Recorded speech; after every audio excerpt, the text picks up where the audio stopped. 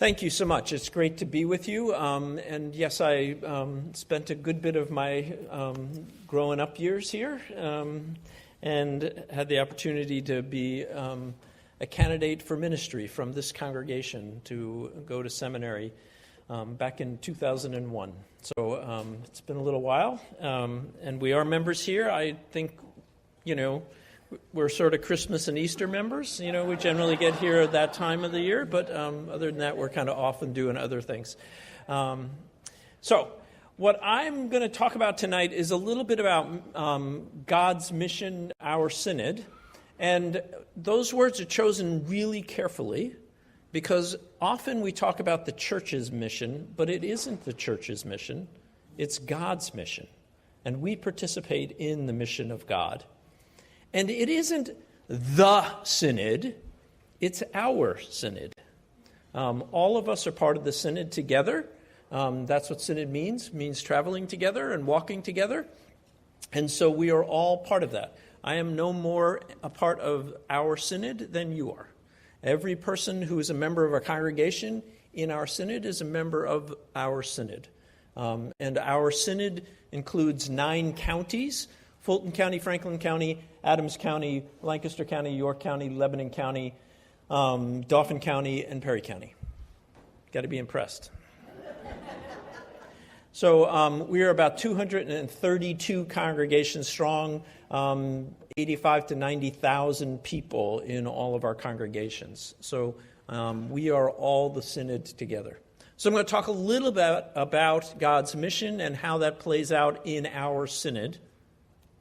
Oh, look at that, it worked. But the way I want to start is I want to start with a Bible study.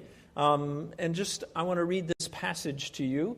And then I'm going to ask you, and the way I do Bible study is I read the Bible and then you answer the questions that I ask. So we're going to kind of work that way. So this story comes from 1 Kings. It's a story about Elijah. Elijah was a great prophet in Israel. Ahab had become king, and he married Jezebel. And she was wanting to build all kinds of idols and things. And so Elijah prophesied that there would be a drought. No rain would come. And so during that time, Elijah was kind of hiding out because the king and the queen wanted to kill him. And so at this point, he was traveling around, and the word of the Lord came to Elijah, saying, "Go now to Zarephath, which belongs to Sidon, and live there, for I have commanded a widow there to feed you." So he set out and went to Zarephath. And when he came to the gate of the town, a widow was there gathering sticks. And he called to her and said, "Bring me a little water in a vessel so that I may drink." And as she was going to bring it, he called to her and said, "And bring me a morsel of bread in your hand." But she said, "As the Lord your God lives, I have nothing baked and only a handful of meal in a jar and a little oil in a jug, and now I'm gathering a couple of sticks so that I may go home and prepare it for myself and my son, that we may eat it and die." And Elijah said to her, "Do not be afraid. Go and do as you have said, but first make me a little cake of it and bring it to me, and afterwards make something for yourself and your son. For thus says the Lord, the God of Israel, the jar of meal will not be emptied, and the jug of oil will not fail, until the day the Lord sends rain on the earth." And she went and did as Elijah said, so that she as well as he and her household ate for many days. And the jar of meal was not emptied, neither did the jug of oil fail, according to the word of the Lord that he spoke by Elijah. So it's a story of incredible feeding. It's a story of abundance and God's abundance. And so when I was thinking about this story, I thought about some questions that I want to talk with you about. The questions I have are, what hungers do you see in the world around us? Where do you see fear from feeling there is not enough in the community, in the church? And how have you experienced the abundance of God? So, thoughts? What hungers do you see out there in the world? What do you think people are hungry for? Community. Yeah, I think that's one. Yes. Peace. Yeah, absolutely. Yeah.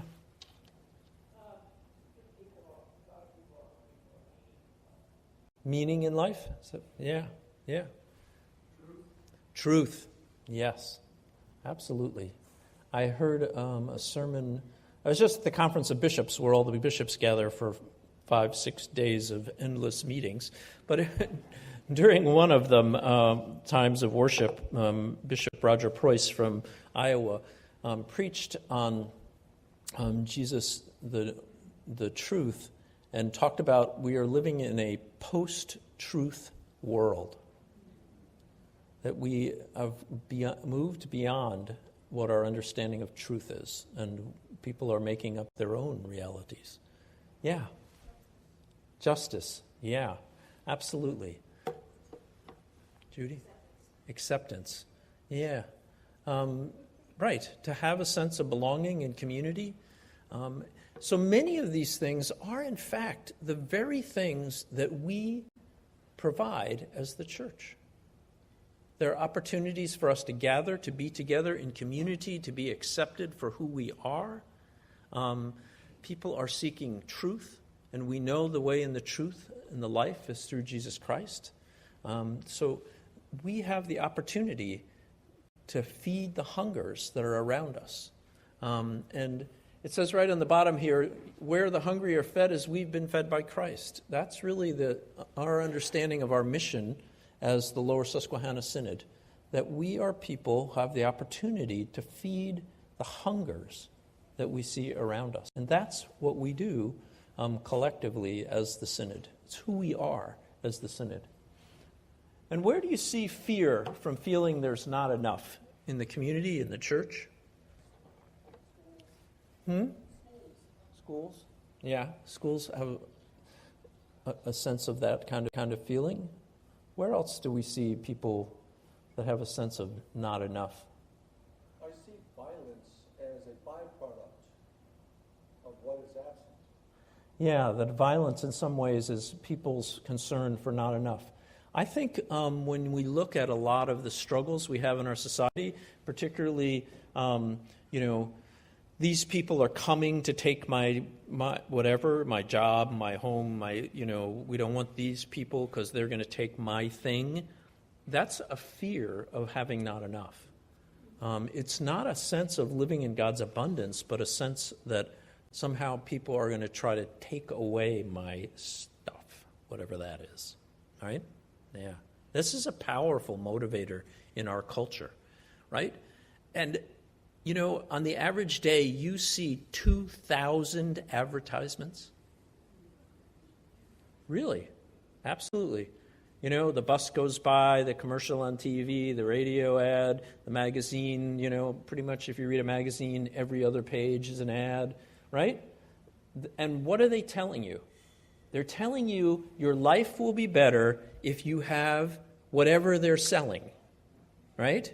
And so it is the fear of not having enough that seems to be this kind of cultural thing that drives us, right?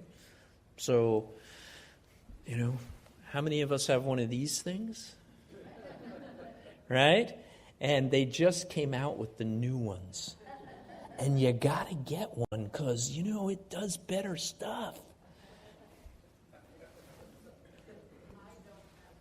You don't have one. Well done. You see? All right. There are some people that are holding out. I have one and don't know how to use it. Yeah. So, there's just a lot in our culture of people telling us we don't have enough and we should be afraid because we don't have enough. And we hear it in the church too, right? I know the Trinity's just marvelous because, but has anybody ever said there aren't enough young people? I remember when there used to be chairs in the aisles on Christmas Eve and there's not as many, there's not enough. There's, those kind of tensions about it's not like it used to be. whatever that is. And we, nostalgia, there's a thing for us, huh? The remembrance of the things past. The good old days, they really weren't that good. We just think they were. So, there's a constant drumbeat of, we don't have enough, we need more, and those kind of things. And I see it all the time. And it's amazing when you think about the gospel lessons about this kind of thing. The gospel lessons like that, this story of the widow, that things did not run out. And the story of the man who, had a wonderful harvest and he's going to build bigger barns and everything would be fine. And we're like that, right? We build bigger barns. Do you know there are more storm wars in the United States than anywhere in the world? Because our garages are so full that we have to take our stuff and put it in a rented garage somewhere. And then we never have to look at it. But it's good that we own it because it's there in case we need it. So, yeah. But how have you experienced God's abundance? Where do you see God's abundance? Yeah. So there's that sense of abundance when you're in community together here. What other kind of places do you see abundance? Right. Yeah, to be traveling and to have people help you out right at the moment you need them. Yeah, it's a wonderful kind of blessing that there are people all around us who are willing to help us and guide us and lead us in lots of different ways. So there is this abundance around us. And so sometimes we have these fears, and yet things happen abundantly. Judy said sometimes we don't recognize the abundance we have because we're just so used to the abundance we don't even realize it. I've had the opportunity of being the bishop to go to our companion diocese in Tanzania and spend time there. And their life is just a whole different thing, and yet they are joyful. And so you go to worship, they live in a house that's basically a couple rooms and a thatch roof and the dirt floor, and they're in worship. And they're not saying, boy, I wish, I had a refrigerator or something. They're just joyful about what they do have from God. And worship in Tanzania is a wonderful experience. The choirs dance and the children are there. And the last one time I was there, the bishop said, we shortened up the liturgy because you were here today. I said, okay. And we went 3 hours. And the kids sat on the floor the entire time, not a peep out of them, just, and singing and dancing. And it's really an outstanding thing. But I have to tell you about a story about myself. So we were in Tanzania. It was Connie and I. We were traveling together, and we were staying in a hotel, if you want to call it that. The toilet was a hole in the ground, and there was a shower that purported to have hot water, but it didn't. It was not true. And it had been a long trip, and I was tired and a little grouchy. And I said to Connie, I don't require much. And she said, oh, yes, you do. And I think that's true about us. We require a lot more comfort than we really need. But God has provided for us abundantly. And in so many ways, the meal and the oil do not run out in our lives. Even when we are so fearful that will happen, we are blessed in lots of ways. Yeah, she just had a jug that did not end. And there are so many stories like that in the Bible, the story of the manna, and just there was enough for every day. And there wasn't a need to save it up or to store it. So, all right, so I want to talk then a little bit about how it is that we as the Lower Susquehanna Synod do work to feed. So the Lower Susquehanna Synod is where the hungry are fed as we have been fed by Christ. That's our kind of vision, our sense of who we are as people of God. Somebody asked me how we got to that, and the answer is really simply, I have been to lots of our churches, and we are all about eating. Feeding. It's just the nature of Lutherans. We like to eat and we like to feed people.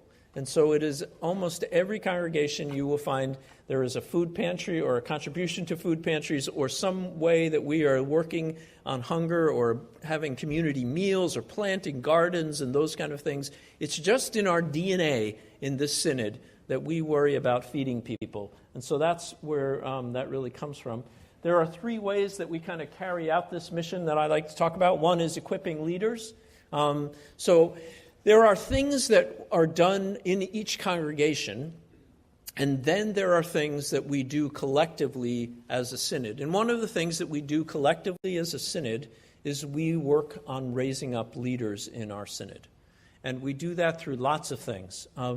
The camps, for instance, is one of our ways that we raise up leadership in our synod.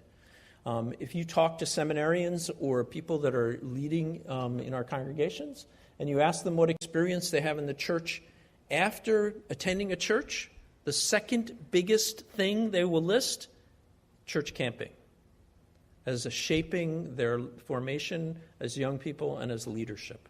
And so our camps are critically important to that. And we develop leaders kind of as a synod together. And we do that because, at some point, Pastor Horner is going to retire. It's way out there. It's way out there. But, we're going to have to have another pastor, right? And it's possible that, like Jack or Charlie, one of my grandsons, could go into the ministry and be ready to go to take over. But the timing might not be right, So the question is, how do we raise up leaders for the whole church in that way? And so, Pastor Fry was raised up in Lancaster, but now she's here. We raise up leaders throughout the synod in lots of different ways. And so as people begin to choose to be involved in discerning a call to ministry, we work with them through the candidacy process. We work with the seminary to train leaders for our synod.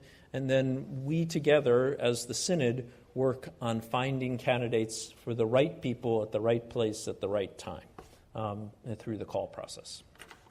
And so worked out pretty good, right? All right, so we're good. So we spend a lot of time equipping leaders. Together, as a synod, we work on encouraging cooperation. There are 232 individual congregations, but we share the same mission, God's mission. And so we find ways to encourage cooperation. And that can be through confirmation ministries that are shared between congregations. There are times when we take congregations, 4 or 5 congregations, and put them together and give them staff that cover all those congregations together. So we have a cooperative ministry in Lebanon between 4 churches there. We have a cooperative ministry down towards York Springs with 4 congregations together sharing 3 staff people. So we do a lot of those kind of cooperative ministries to find ways that we can do ministry together in lots of different ways. And so that's an important part of what we do, is find ways to interconnect all of the ministries that are happening in our synod. And then we engage in new mission. We find ways to encourage new mission to start in our synod. Because there are people who have not heard the good news of Jesus Christ. And so we need to find ways to encourage and start those kind of new missions. So those are some of the things that we do collectively. In the ELCA, right now, the ELCA is looking at the future. What are they thinking about for the future of the whole church? And this is kind of their direction statement, purpose, and vision. But I just want to point out the priorities at the bottom.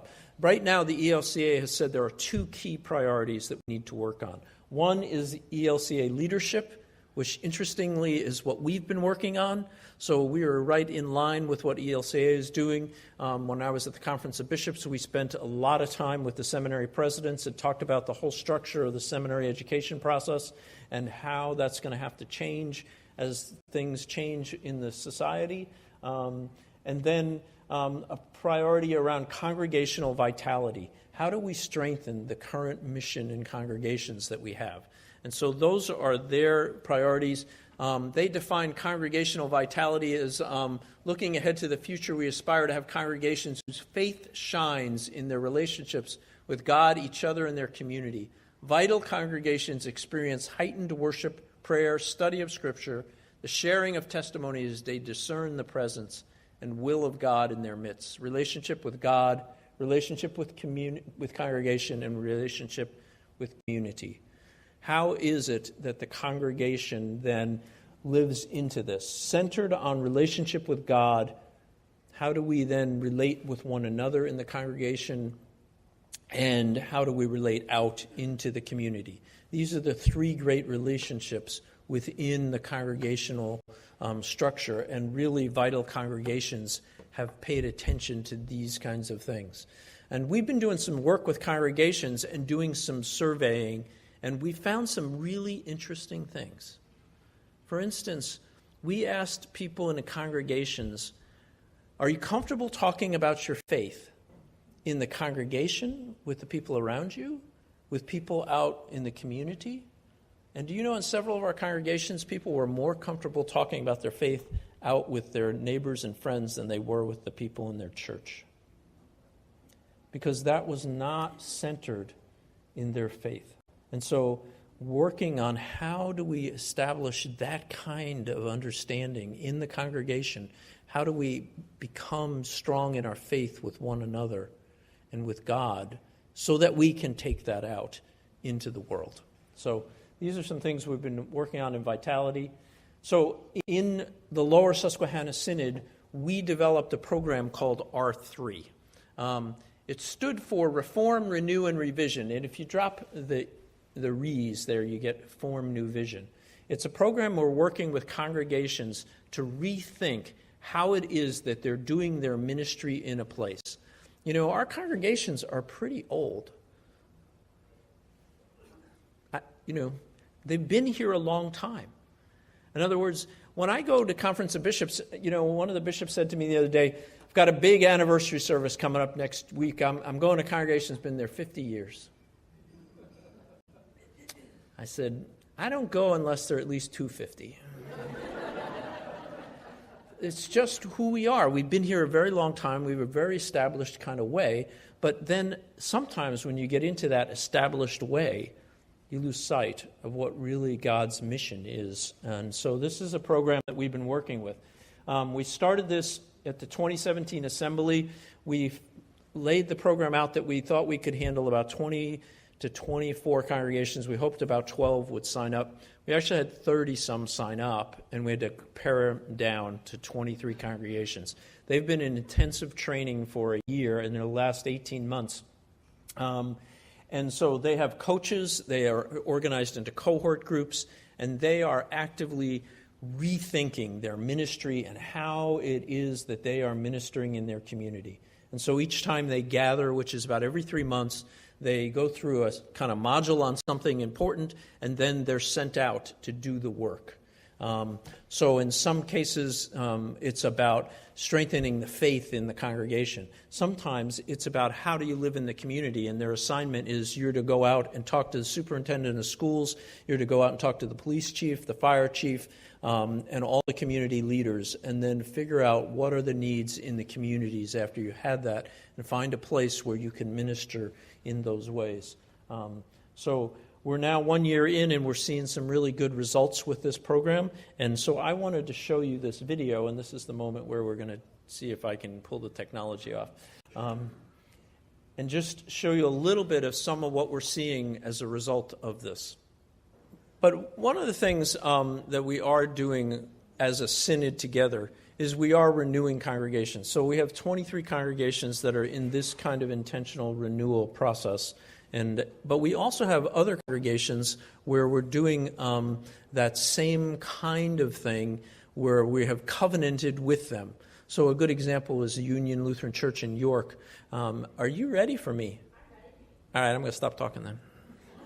No matter where you are from, you are welcome. No matter how old you are or what color your skin is, you are welcome here. No matter if you believe in God all of the time, some of the time, or none of the time, you are welcome. come as you are. You are welcome in our tribe. So we run a youth ministry called The Tribe. We're a wrestling club grounded in faith formation. Ready? We're gonna fly. Good, fall.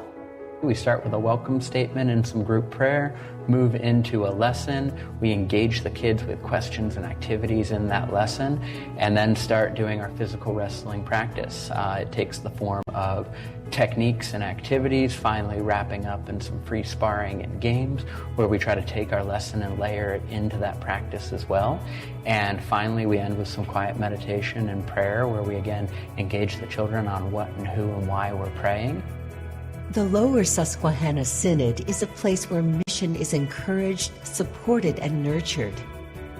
Currently, we are equipping 23 congregations through our R3 Renewal Initiative. Reform, Renew, and Revision. R3 uses an 18-month coaching process that equips congregations with the energy, ideas, and tools needed to renew their sense of God's mission. If we're looking to renew ourselves as a church, one of the first places we can start is asking ourselves, who are we in this community? What does this community want? What do they need? How can we best serve them? Our motivation for this came from seeing so many kids out in the neighborhood playing and looking in our pews and not finding a lot of young people. So we sat down and started thinking, what's a way that we can bring them in? What's a way we can nurture them and feed them that's going to speak to them? Thus, we decided kids need an energetic activity, and here's a way we can be church while providing it to them. Congregations are exploring how God is already at work in their mission fields. Earlier engagement through R3 means that congregations renew with greater strengths and resources. Instead of responding out of desperation or fear, congregations improve their ability to faithfully move forward. Congregations are becoming more and more attentive to God. One of the things we've been doing recently because of R3 is interviewing people in the community about how they see the community and how they see us and what we could be doing as a helpful church to engage with them. And one of the things we found out is that although people were aware our church is here, they really didn't know us. We recognized there was a problem with our youth program, partly because people just weren't coming. When we would talk to young families, they would say they kind of liked the service, but they really didn't, it really wasn't engaging the youth that much. Well, we had a meeting and asked parents of young children what they really wanted and so forth, and came up with this idea to do youth fellowship during the worship service. So once a month, we have youth service where they come up and they greet and they usher and they are lectors and so on and so forth. The congregation has really given us permission to wholeheartedly try to change what we feel needs to be changed and to evaluate what we're doing honestly to say, okay, this really isn't working and this is.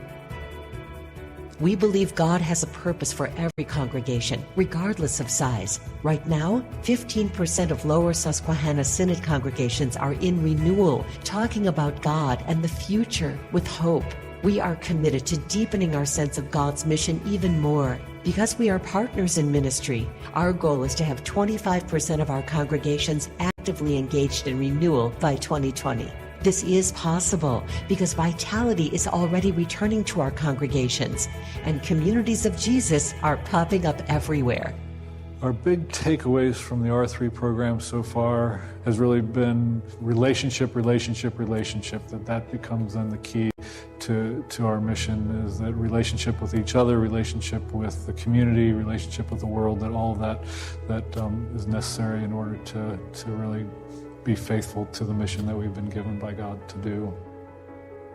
Church can and should be everywhere because God is everywhere.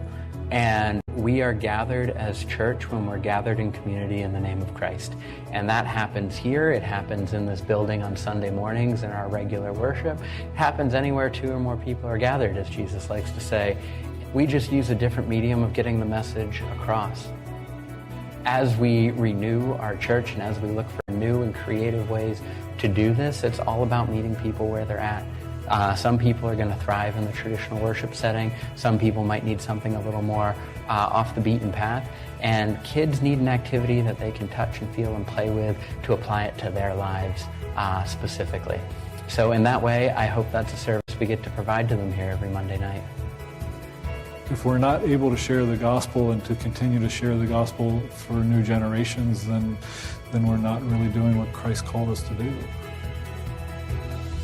Jesus calls us to be in community together, and that loving God and loving neighbor go hand in hand, and in practice really become the same commandment, because if we're not loving our neighbor, then we're not really loving God.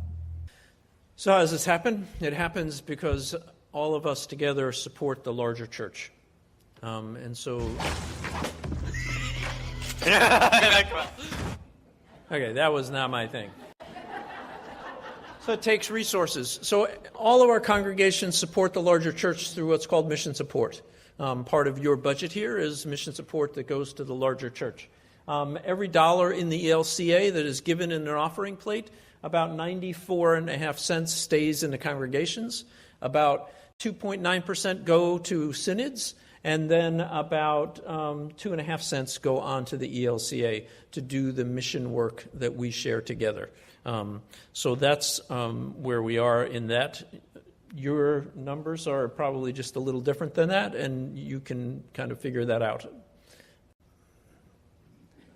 I'm encouraging you to think about that, because I wouldn't want to say that you're below average. All right.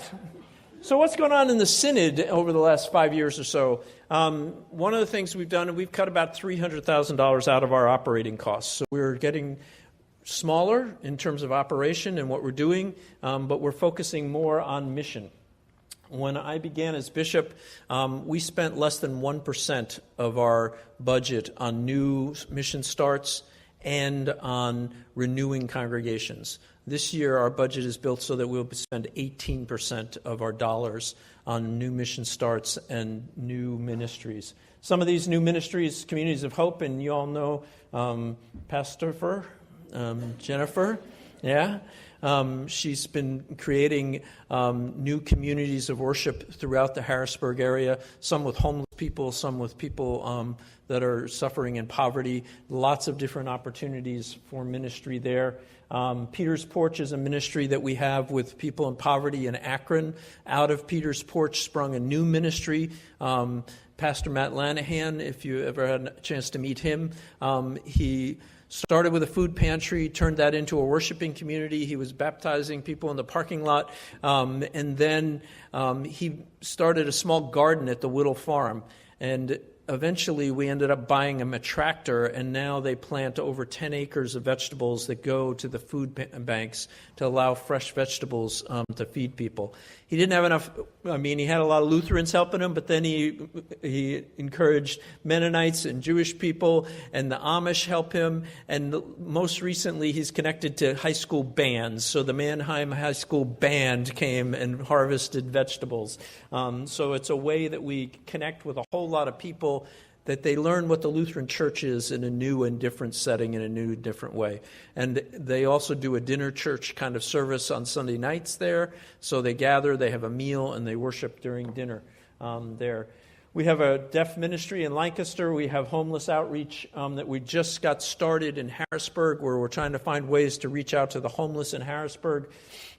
You saw the video of the tribe, the wrestling ministry, the R3 and 23 congregations, and we're also beginning to identify congregations that are ready for the next wave of R3 that will start in 2019. We also have a mission fund. It's called the Bishop's Congregational Mission Fund. It was started a number of years ago. People gave money to help start new mission, and so we have been utilizing that pretty heavily. We looked at locating a congregation in Lebanon into a growth community down there. We have a Sudanese worshiping community. You saw a picture of the pastor of Trinity Rouserville. We're working with that congregation to strengthen them. We knew this was a community we wanted to be in because they got a Lowe's. Anywhere a Lowe's goes is a growth area. So Trinity Rouserville's been there a long time, but we're renewing that ministry and that congregation. Communities of Hope you know about. Paul Huffman, who's been doing some mentoring with us on adult catechumenate. St. Peter in Middletown partnered with us and with their local school system and the state to put together an after-school program. And so they've gotten funding from grants from all over the place, and they've developed a whole new after-school program that really works with troubled kids in the Middletown area, bringing them in and working with their homework and bringing them into the faith as well. So that's really an exciting ministry. Union in York was a really kind of downtown, long-established congregation that didn't look anything like the neighborhood.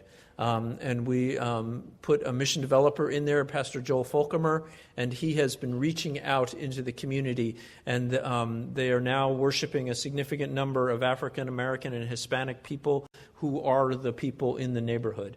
And so it's really changed the complexion of that congregation. We're working with St. Paul in Carlisle. We've got a street pastor for Harrisburg to look at food pantry advocacy and legal issues. And St. Bartholomew in Hanover is looking at expanding a Christian yoga program, and we're trying to help them with that as well. Overall, we spent about $250,000 in the last several years seeding ministries to find ways to get new things started in our synod. And part of that comes from the Always Being Made New campaign.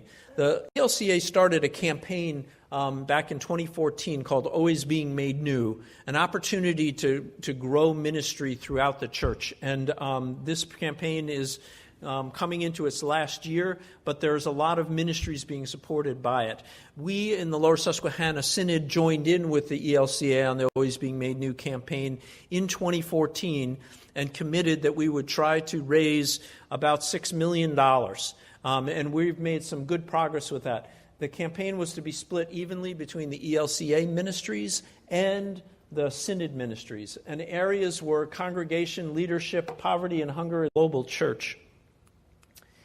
We have already met our goal for the ELCA of $2.75 million for ELCA ministries, and we've raised over $900,000 for our Synod ministries. But we want to really push this forward for us on particular areas of our ministry. These are some of the areas that we've really done some real key work in raising resources. We've strengthened the camps and reduced the debt there. We have done some real work with Synod disaster money. We have dollars put aside so that when there is a disaster, we're on the ground immediately. And we don't have to kind of go out to the congregations and say, you know, there was a flood in Mount Joy and we're going to need some help. The next day, we're on the ground, and we brought in equipment and rolled away dumpsters and helped clean out houses, and then we just replenished that afterwards. So that's been a really helpful thing. We've done a lot of hunger projects in the Synod, including buying a tractor, and the Mission Fund, seminary, and young adults. And I pushed the wrong button. And the things we're really focused on this year are the Mission Fund. We want to continue to find ways to grow new mission and youth and young adults. We feel like these are really important things for us, and I would encourage you, if you're interested in knowing more about how to help these ministries, back in the back, there's a display called Always Being Made New, and there's a brochure about all the things that we are doing, and there's also an envelope if you would like to make a gift. So we're working on that. These are some things that we heard. Last year, we spent a whole season of listening where we talked to pastors and to leaders in the church and lots of different settings and asked them, what is it in God's mission that our synod should be doing more of, stronger? And these are some of the things we heard. Develop new models for congregational life together that help us nurture deeper connections with God, one another, and the world. That's some of the work we're trying to do with R3. Deepen the faith lives of our youngest members in the first third of their life.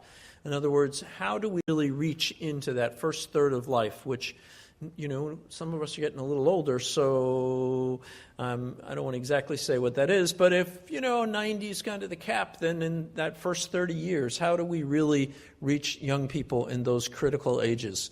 So we're working on those kind of things. and deepening the faith of our leadership to inspire new disciples to nurture vital congregations. We want to speak and teach about the relationship between Jesus, justice, and the Christian life. And we want to start new missions that reroot us in gospel-starved communities. This is really critical for us, is to really find ways to reach into communities where we are not present at this point in time.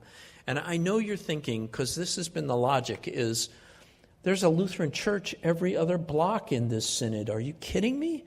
But there are communities that have grown up around us, even in this area, particularly if you got the Carlisle Pike corridor. We do not have the presence that we need to have in those places, and we need to think about how it is that we can reach into those places. We're doing a lot of work with a program called Mission Insight that gives us detailed demographics block by block as we look to see where we're making a difference in proclaiming the gospel. And strengthen our leaders to proclaim God's word with passion and power. Preaching is an important part of who we are and how we proclaim the gospel, and so that's an area we're going to continue to work on. So the world is changing very quickly. There is just no doubt about that, and we need to be able to respond to what's going on in the world. And what once worked in proclaiming the gospel might not work in the future. And the example I often use is people, we are really strong in the Lutheran Church in this area. And so then sometimes people will say, well, how did we do that? And the answer is, the first was immigration. The reason there are so many Lutheran churches here is because of immigration. Because so many Germans came off the boats and moved here. And the churches predominantly were German Lutheran churches. And most of our congregations, if you go read their histories, they will tell you it was 1870-something that they started speaking English in worship. And the reason why we have churches like in Lebanon, where we have one church on the corner and another church on the other corner, is because this church wouldn't stop speaking German, and these people went over to speak English. So that's our history. We grew this church through immigration. That's who we are. We're a group of immigrants. 1912 to 1915 is when they stopped coming. And I checked. There are no more German Lutherans getting off the boat in Philadelphia. So that strategy is over. The second way that we grew this church, procreation. We had big Lutheran families. 6, 8, 9 kids. And they stayed home. They didn't leave the town. And so generations grew up in churches in our communities. And the more babies they had, the more it grew. So I go to some churches, and this looks like a young crowd compared to some of the places I go. And I say to them, if you really want to grow your church, you should just have more babies. That strategy is probably not going to work for us either. And the problem is they move away, My daughter stayed. Yeah, but her brother is in Vienna, Austria. He just doesn't get here very much. So I think the next wave after immigration, procreation, it's really invitation. We need to learn to invite people to hear the good news of Jesus Christ and to be engaged with us. Reminding that the church does not have a mission. God's mission has a church. This is not our thing. This is God's thing, and we are participating in it.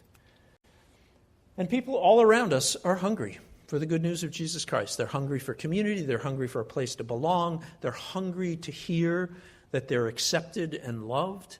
All of those things are gifts that we bring to the community. So we need to walk in this together. And that's really what synod means. It means that we're on the way together. It really comes from some Greek words that mean together and the way. So when our synod works together, it's when we have the greatest opportunity.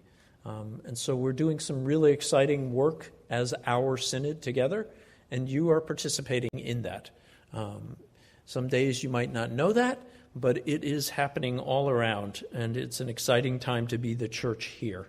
And I'm grateful for all that you do. That's what I wanted to share with you tonight. But I would be happy to answer whatever questions you have about the mission of our synod, or, if you've always had that burning question about wanted to ask the bishop, now's your chance. Yeah. I have a question. Can you address the situation when there are two churches not far from each other? They're only worshiping about 25 people each. Is there any way that they can do to... Yeah, we spend a lot of time, we have a number of communities where we have that situation. We have congregations that are a bit in decline, and so we've got 2 facilities nearby. So there are some good stories there. Zion Pembroke just closed and combined themselves into Good Shepherd Pakistan.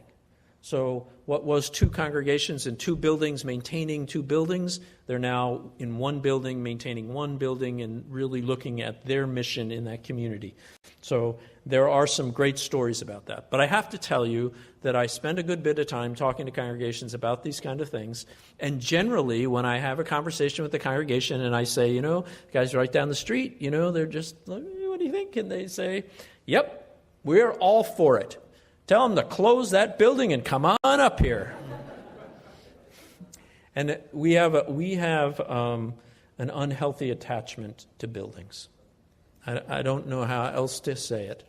And so, that generally, when we're talking to a congregation that's really struggling, it's about, I can't imagine going anywhere else kind of thing. That's, and I can't, and I sort of get it. But I've switched churches a number of times, and every Sunday I'm in a different building. So, it's not that quite that for me. But some people, my babies were baptized in that font. My wife and I were married in front of that altar. My father's funeral was in this place. My grandmother's buried in the yard outside. Those are hard things to let go of. Well, I think the one in particular I'm thinking of, the people are much older, that they can't seem to get any, it's in a country, they can't seem to get any children to get young people, and I don't know. Yeah, and we're seeing that. Even in our, there's a real kind of dilemma going on in rural America, and we have a lot of congregations in rural America. When you got to Ohio or Iowa and places like that, what used to be a 100-acre family farm is now those, the 9 farms are put together into 1,000 acres, and there's 1 family. And so those farms that are out there, those people, the population of the rural areas is really declining. We have some congregations where I've talked to the pastor, and they're struggling, and he says, all the farms in the area are being bought up by the Amish, and they're delightful people, but they're not coming to our church. And so, there are these kind of dynamics going on in neighborhoods, but then there are neighborhoods that are growing, and we're not reaching into them. So we have really got to rethink our mission strategies all over our synod. Yeah, Jake. So what are some of the mega churches doing to get the younger people to go there? Because there are many people who are in their 20s and 30s who will drive like an hour to go to a mega church, but not, they will pass 4 Lutheran churches to get there. Yeah, this mega church phenomena, and in some, there is a lot of conversation around the mega church movement.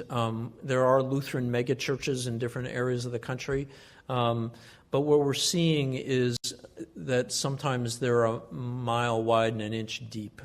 They're really entertaining, but when people really want to have a deeper spiritual life, often they're not seeing it. So a lot of those congregations are really looking at kind of a revolving door ministry where lots of people coming in and then they're going out the back door because they're not finding the spiritual depth that they need.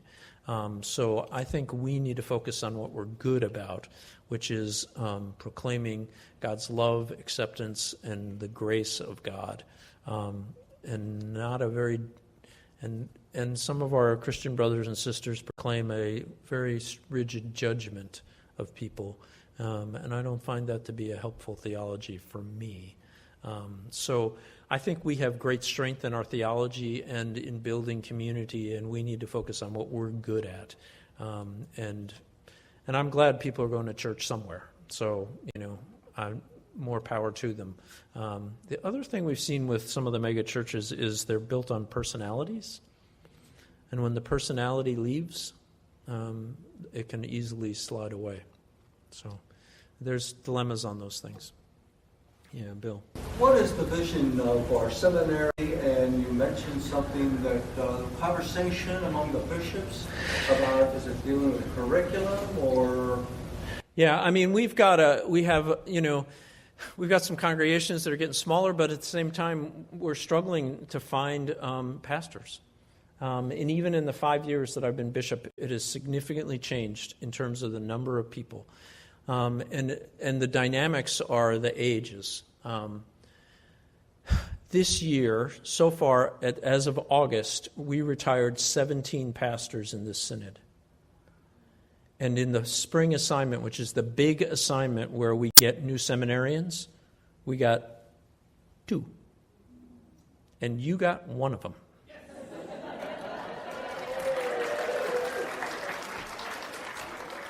So there's a lot of concern about, we want to have very high quality, highly educated and developed, formed pastors.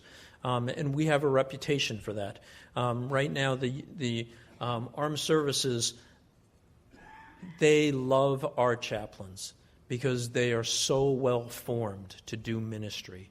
They are not, somebody plucked somebody out of the congregation and said, you seem to think you know what you're doing. How about we make you the pastor? We work very hard to form our pastors to have gifts and skills for ministry.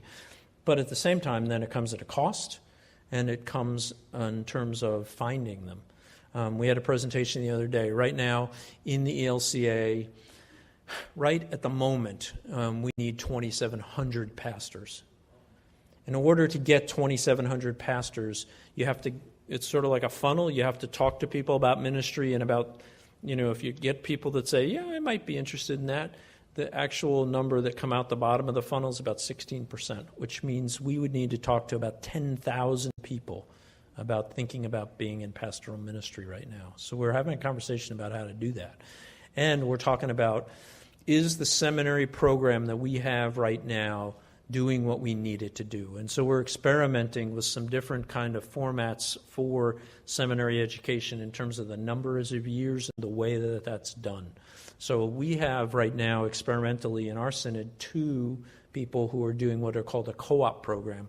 We have them in a congregation for 3 years, and they're doing their internship the entire 3 years while they're taking all their courses, which is a really heavy load, but they're coming out a year faster and a much deeper experience. So there's a lot of things we're trying to see how we can move the process along. And almost every seminary is experimenting with some different form of education.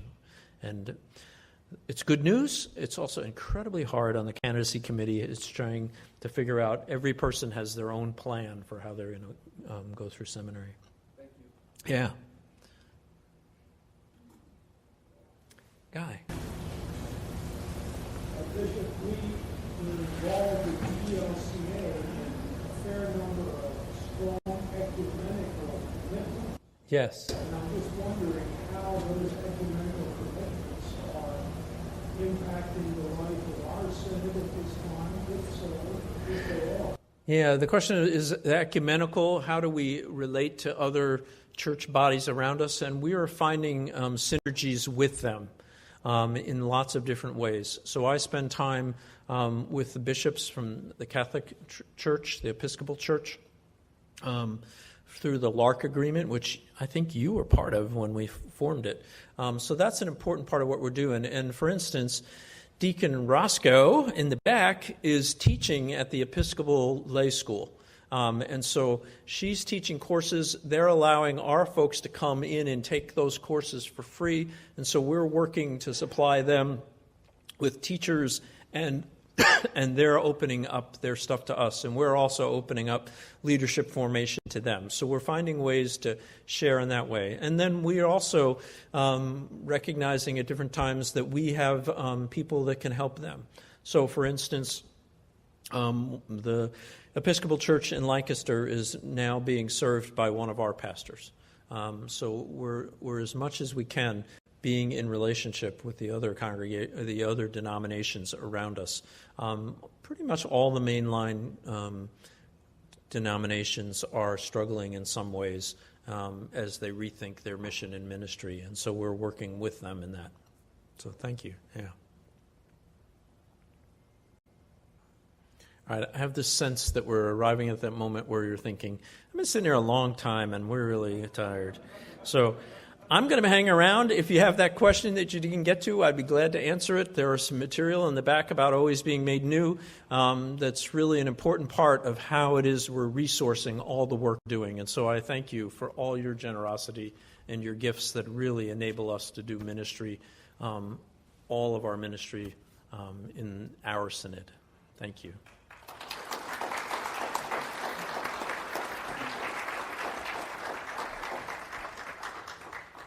I believe we have a great deal to think about, and if you were here last week, you can see some echoes of what Pastor Ruben Duran told us last week, and it's being in effect and working in our own synod.